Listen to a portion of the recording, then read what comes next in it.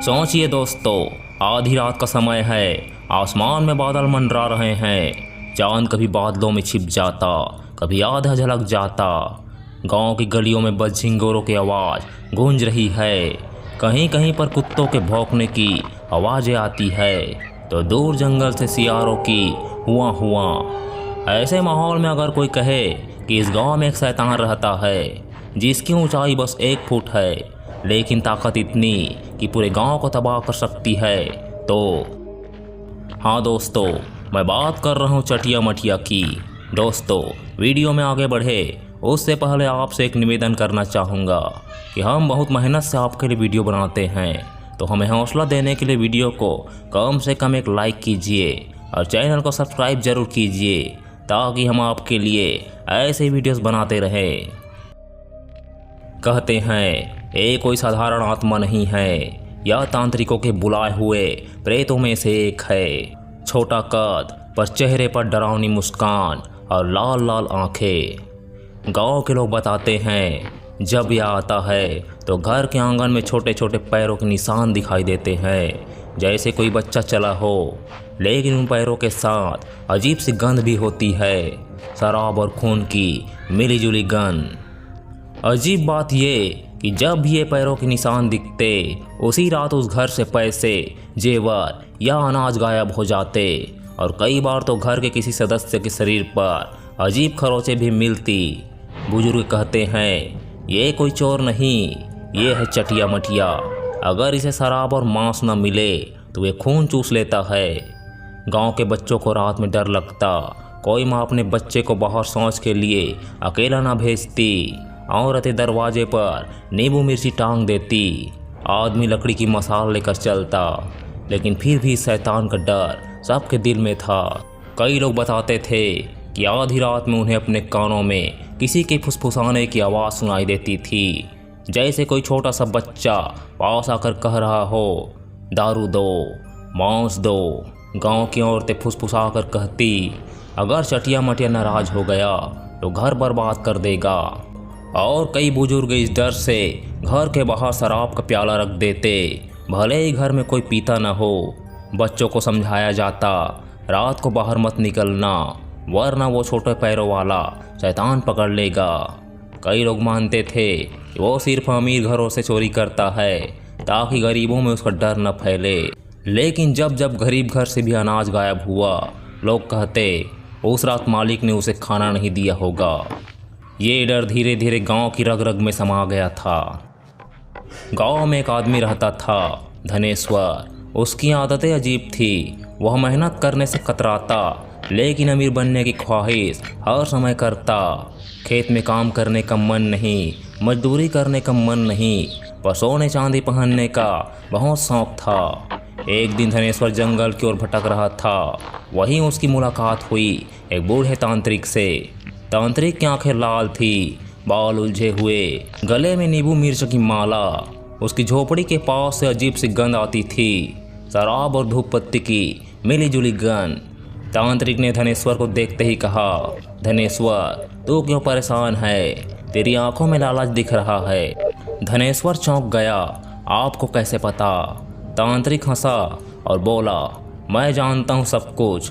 तू अमीर बनना चाहता है ना? तेरे घर में पैसा, जेवर भरना चाहता है ना? तो सुन, मैं तुझे दूंगा चटिया मटिया। धनेश्वर की आंखें चमक उठी। क्या करेगा वो? तांत्रिक बोला, वो तेरे लिए चोरी करेगा। अमीरों के घर से सोना चांदी पैसा उठा कर लाएगा, पर याद रख, इसे रोज शराब और मांस देना होगा, वरना यह तुझ पर ही हमला करेगा। तेरे शरीर पर खरोंचे डाल देगा, तेरा खून पिएगा। धनेश्वर के मन में लालच ने डर पर जीत हासिल कर ली। हाँ, मैं तैयार हूँ। तांत्रिक ने मंत्र पढ़ना शुरू किया। रात के अंधेरे में झोपड़ी के भीतर से अचानक छोटे छोटे पैरों की आहट सुनाई दी, और वहाँ प्रकट हुआ वही 1 फुट का शैतान। लाल आंखें, उलझे बाल और खून से सने नाखून। ये है चटिया मटिया, अब ये तेरा है, तांत्रिक बोला। धनेश्वर डर से कांप गया, पर लालच ने उसे हिम्मत दी। उसने सिर हिलाकर हामी भर दी। कहते हैं उस रात जंगल में कौवे अचानक जोर जोर से काँव काँव करने लगे हवा में अजीब सी ठंडक फैल गई, जैसे कोई बर्फीला झोंका आया हो। धनेश्वर ने पहली बार महसूस किया कि उसके पैरों के पास कोई छोटा सा साया भाग रहा है। तांत्रिक की हंसी गूंज रही थी, याद रख, इसे खिलाना पिलाना बंद मत करना। चटिया मटिया पास आया और धनेश्वर की टांग पर हल्की से खरोच मार दी। खून की एक बूंद गिरी और शैतान ने उसे चाट लिया। धनेश्वर कांप उठा, पर तांत्रिक ने कहा, ये बस अपना हक ले रहा है। उसी रात पहली बार चटिया मटिया गांव के सबसे बड़े जमींदार के घर गया। सुबह तक धनेश्वर के आंगन में सोने की सिक्कों की थैली पड़ी थी और जमींदार की पत्नी की बांह पर गहरी खरोच के निशान थे। जिस धनेश्वर के घर कभी खाने को भी मुश्किल से दाल भात बनता था, उसी के आंगन में अब रोज सोने चांदी के गहने गिरने लगे। सुबह उठते तो कभी सिक्कों की थैली पड़ी मिलती, कभी चांदी का हाथ कड़ा। धनेश्वर की बीवी भी सोच में पड़ गई, ये सब कहाँ से आ रहा है। खेत में तो काम नहीं करता, फिर भी घर सोने से भर रहा है। लेकिन धनेश्वर बस मुस्कुराता और कहता, मत पूछ, बस किस्मत का खेल समझ। गांव वालों की नज़रें भी धनेश्वर पर टिक गई।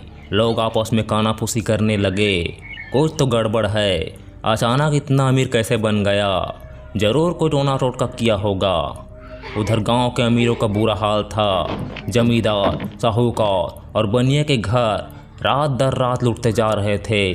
सुबह उठते तो देखते तिजोरी खाली, अलमारी गायब, यहाँ तक कि औरतों के गहने भी छीन लिए गए। और सबसे डरावनी बात, चोरी के साथ साथ उनके शरीर पर गहरी खरोंचें भी दिखती, जैसे कोई छोटा सा साया रात में उन पर चढ़ बैठा हो और नाखून गड़ाकर उनका खून चूस लिया हो। जमींदार की पत्नी ने तो पूरे गांव को बताया। रात को मैंने महसूस किया कि कोई मेरे सीने पर बैठा है, छोटा सा, और उसके नाखून इतने लंबे कि मेरी बाँह फाड़ डाली। जब आँख खोली तो बस अंधेरा था और अलमारी खाली। गांव में दहशत फैल गई। बच्चे रात को रोने लगे, औरतें दरवाजे पर नींबू मिर्च टांगने लगी। कई घरों में तो लोग बाहर शराब और मांस रख देते ताकि चटिया मटिया अगर आए तो वह वहीं लेकर चला जाए। लेकिन दोस्तों, लालच की बात यह है कि धनेश्वर को परवाह ही नहीं थी। उसके लिए तो जैसे यह सब सपना सच हो गया था। लोग कहते, रात में धनेश्वर के घर से किसी के हंसने की आवाज़ आती है, पर वो इंसानी हंसी नहीं होती। जैसे कोई बच्चा खिलखिलाकर हंस रहा हो, पर उसी हंसी में डर समाया हो। गांव के कुत्ते हर रात धनेश्वर के घर की ओर भौंकते और धूम दबाकर भाग जाते। कभी कभी उसके छत पर किसी के दौड़ने की आवाज़ आती, पर देखने जाओ तो कोई नहीं। गांव की बूढ़ियां औरतें कहने लगी, धनेश्वर ने शैतान पाल लिया है। खेतों में काम करने वाले मजदूर उसके घर जाने से डरते। लोग कहते, उसके आंगन में रात को 1 फुट के पैरों के निशान दिखते हैं, और अगर कोई उन पैरों के निशानों पर हाथ रखता तो उसकी हथेली पर अगले दिन खरोचें उभर आती। धीरे धीरे पूरा गांव मान चुका था कि अब अमीरी धनेश्वर के पास है, लेकिन चैन और नींद उसके पड़ोसियों से छीन गई है। यहाँ तक कि गांव का पुजारी भी बोला, ये अमीरी नहीं, ये अभिशाप है। एक रात धनेश्वर शराब लाना भूल गया। दिन भर नशे में रहा और मांस भी नहीं जुटा पाया। उसे लगा, कोई बात नहीं, एक दिन ना भी दूं तो क्या होगा। लेकिन चटिया मटिया को ये बिल्कुल मंजूर नहीं था। रात के तीसरे पहर जब गांव सो रहा था, अचानक धनेश्वर के घर से चीख की आवाज़ आई। उसकी बीवी दौड़ी तो देखा, धनेश्वर बिस्तर पर तड़प रहा है। उसके सीने पर बैठा है वही छोटा सा शैतान। लाल आंखें, खून टपकते नाखून और मुंह से गुस्से की गुर्राहट। मेरा हक क्यों रोका रे? शराब कहाँ है? मांस कहाँ है? धनेश्वर ने डरते हुए कहा, आज नहीं ला पाया, कल दूंगा। लेकिन दोस्तों, शैतान के कानों में दया नहीं होती। चटिया मटिया ने अपने नाखून धनेश्वर की छाती पर गाड़ दिए। खून की धार बह निकली। धनेश्वर चीखने लगा, बचाओ बचाओ। उसकी बीवी रोते रोते दरवाज़ा खोलकर बाहर भागी, पड़ोसियों को बुलाया। लोग मसाल लेकर दौड़े, लेकिन जब तक सब पहुँचे, धनेश्वर का पूरा बदन खरोचों से भरा पड़ा था। खून से उसका बिस्तर लाल हो चुका था और सबसे अजीब, उसके घर जहाँ रोज जेवरों की थैली गिरती थी वह अब बिल्कुल खाली था। गांव वालों ने समझ लिया चटिया मटिया ने उसे ही लूट लिया। कहते हैं उस रात गांव के तालाब में भी लाल लाल परछाई दिख रही थी, जैसे पानी में खून बह रहा हो। पड़ोसी बोले ये वही दिन था जब शैतान ने अपने मालिक को ही गरीब बना दिया। धनेश्वर की छाती पर गहरे पंजों के निशान थे, जैसे किसी जानवर ने हमला किया हो। उसकी बीवी कहती रही मैंने अपनी आंखों से देखा, छोटा सा पर इतना ताकतवर कि पूरा बिस्तर हिल रहा था। लोग मसाल लेकर ढूंढने लगे पर शैतान कहीं नहीं मिला। बस धनेश्वर के घर से अजीब सी शराब और सड़े मांस की गंध आती रही। गांव के बुजुर्ग बोले लालच का यही अंजाम होता है, और बच्चों को चेताया गया कभी भी ऐसे तंत्र मंत्र के चक्कर में मत पड़ना। अगले दिन धनेश्वर का घर वीरान हो चुका था, जैसे वहाँ कभी कोई रहता ही ना हो। उसकी दीवारों पर खून के छींटे अब भी जमे थे, और लोग कहते हैं रात को वहाँ से आज भी छोटे छोटे पैरों की आवाज़ सुनाई देती है, जैसे चटिया मटिया अब भी उसी गली में भटक रहा हो। धनेश्वर की चीखों के बाद पूरा गांव मान गया कि अब यह खेल मजाक नहीं रहा। हर गली हर चौपाल में बस एक ही चर्चा थी, ये चटिया मटिया आखिर किसका है, कहाँ से आया और अब किसे अपना शिकार बनाएगा। यह कथा हर पीढ़ी को सिखाती रही है कि लालच का अंजाम हमेशा बुरा होता है। मेहनत से कमाया गया अनाज मीठा होता है, पर चोरी का धन खून बनकर बह जाता है। गांव की चौपाल में आज भी यह कहानी बार बार सुनाई जाती है, ताकि अगली पीढ़ी कभी धनेश्वर जैसी भूल ना करे। दोस्तों, अगर आपको यह कहानी पसंद आई हो तो इस वीडियो को लाइक ज़रूर करें, और अगर आपके आसपास भी ऐसी घटना घटी हो तो हमें कमेंट में ज़रूर बताएं। साथ ही हमारे चैनल को सब्सक्राइब करें ताकि हमें मोटिवेशन मिले आपके लिए नई नई कहानी लाने के लिए। धन्यवाद। हर हर महादेव।